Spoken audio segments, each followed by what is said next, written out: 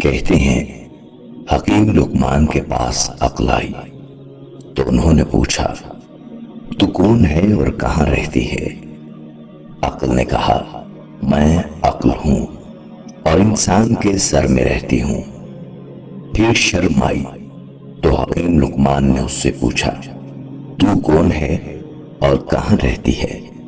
اس نے جواب دیا، میں شرم ہوں اور آنکھ میں رہتی ہوں۔ اسی طرح محبت آئی تو اس سے بھی حکیم لقمان نے پوچھا، تو کون ہے اور کہاں رہتی ہے؟ اس نے جواب دیا، میں محبت ہوں اور انسان کا دل میرا مسکن ہے۔ اب تقدیر آئی تو اس سے بھی پوچھا، تو کون ہے اور کہاں رہتی ہے؟ تقدیر کہنے لگی، میں تقدیر ہوں اور انسان کے سر میں رہتی ہوں۔ حکیم لقمان نے کہا، وہ تو عقل کا نشیمن ہے۔ عقل بولی، جب تقدیر آتی ہے تو میں رخصت ہو جاتی ہوں۔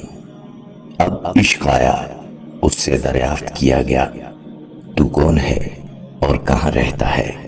جواب ملا، میں عشق ہوں اور انسان کی آنکھ میں رہتا ہوں۔ حکیم لقمان نے کہا، وہاں تو شرم رہتی ہے۔ اس نے جواب دیا، جب عشق آتا ہے تو شرم بھی چلی جاتی ہے۔ آخر میں لالچ آیا، اس سے بھی پوچھا، تو کون ہے اور کہاں رہتا ہے؟ جواب دیا، میں لالچ ہوں اور انسان کے دل میں رہتا ہوں۔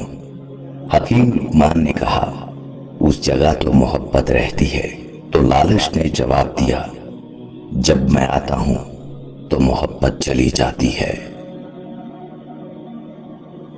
حضرت حکیم لقمان کی اپنے بیٹے کو نصیحت، عبادت کے وقت اپنے دل کو قابو میں رکھنا۔ جب دسترخوان پہ بیٹھو تو اپنے پیٹ کو قابو میں رکھنا۔ کسی کے گھر جاؤ تو اپنی آنکھوں کو قابو میں رکھنا۔ کسی محفل میں بیٹھو تو اپنی زبان کو قابو میں رکھنا۔ اللہ اور موت کو ہمیشہ یاد رکھنا۔ اپنی نیکیاں اور دوسروں کی برائیوں کو بھلا دینا۔ دولت تقسیم کی جائے تو کم ہوتی ہے، علم بانٹا جائے تو بڑھ جاتا ہے۔ بچپن کا علم پتھر کی لکیر ہوتا ہے۔ برے دوستوں سے بچو کیونکہ وہ تمہارا تعارف بن جاتے ہیں۔ انسان کو سب سے زیادہ تکلیف ہی تب ملتی ہے جب وہ غلط انسان سے اپنی زندگی کی ساری صحیح امیدیں جوڑ لیتا ہے۔ عقل مند کو اپنے گھر میں بچے کی طرح اور اپنی قوم میں مرد کی طرح رہنا چاہیے۔ جس نعمت میں شکر ہے اس کو زوال نہیں ہے، اور جس نعمت میں کفر ہے اس کو بقا نہیں ہے۔ نفس کی درستگی میں مصروف رہو، اس سے صفات بد کی بجائے صفات نیک پیدا ہوں گی۔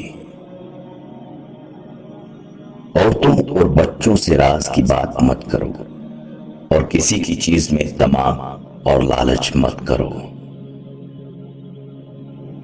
جب خلقت کے پاس جاؤ تو زبان کی نگہداشت کرو۔ مصائب سے مت گھبراؤ کیونکہ ستارے اندھیرے میں ہی چمکتے ہیں۔ حکمت و دانائی مفلس کو بادشاہ بنا دیتی ہے۔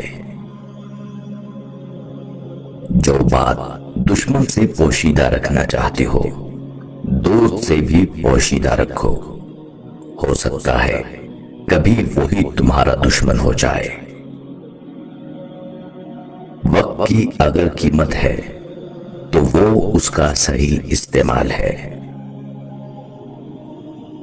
جد و جہد نہ کرنا محتاجی کا باعث ہوتا ہے، اور محتاجی دین کو تنگ، عقل کو ضعیف اور مروت کو زائل کر دیتی ہے۔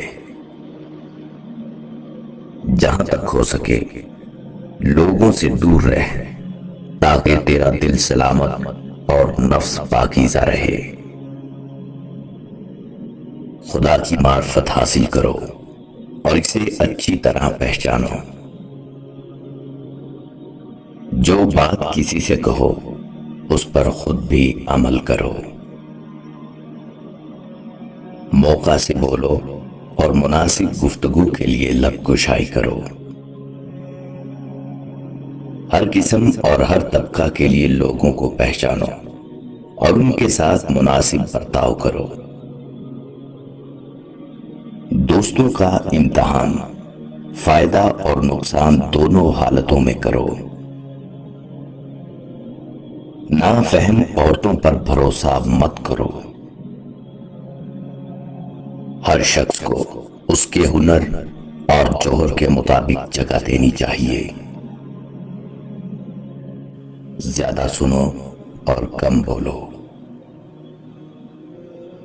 موت کو ہر وقت پیش نظر رکھو اور مصائب دنیا کو سہل خیال کرو، کمینوں کے مقابلے میں خاموش رہا کرو،